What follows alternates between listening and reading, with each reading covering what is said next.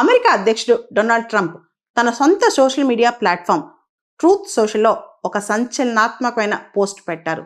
దానిలో ఆయన acting president of Venezuela అని చెప్పి ఆయనే పేర్కొన్నారు.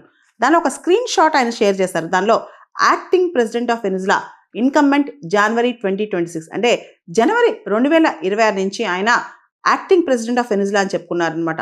అంతేకాదు ఆ సోషల్ మీడియా పోస్ట్లో అమెరికాకు ఆయన 45th 47th president of US అని చెప్పి కూడా ఆయన దానిలో చెప్పుకున్నారు. మనందరూ తెలుసు, రీసెంట్గా ఒక నైట్ ఆపరేషన్లో 30 నిమిషాల టైంలో వెనిజులన్ ప్రెసిడెంట్ నికోలస్ మదురోని ఆయన భార్యని అమెరికాకి ఎత్తుకొచ్చేశారు. ఆయన పైన నార్కో టెర్రరిజం, డ్రగ్ ట్రాఫికింగ్ రకరకాల అభియోగాలు పెట్టి ఇప్పుడు అమెరికాలో ఆయన పైన విచారణ స్టార్ట్ చేయబోతున్నారు. దాంతోపాటు వెనిజులా యొక్క చమురు నిక్షేపాలు కూడా లార్జ్ స్కేల్లో ఇతర దేశాలకు అమ్ముతామని చెప్పి కూడా డొనాల్డ్ ట్రంప్ ప్రకటన ఒకటి చేశారనమాట. దాంతోపాటు వెనిజులాలో అక్కడ ప్రభుత్వానికి ఒక స్టెబిలిటీ వచ్చేంత వరకు, అంటే వెనిజులాలో పవర్ ట్రాన్సిషన్ సేఫ్గా అయ్యేంత వరకు, వెనిజులా సేఫ్గా అయ్యేంత వరకు, ప్రాపర్గా వెనిజులా ప్రాపర్ సిస్టమ్ డెవలప్ అయ్యేంత వరకు తాము వెనిజులాని కంట్రోల్ చేస్తామని కూడా డొనాల్డ్ ట్రంప్ చెప్పకనే చెప్తున్నారనమాట.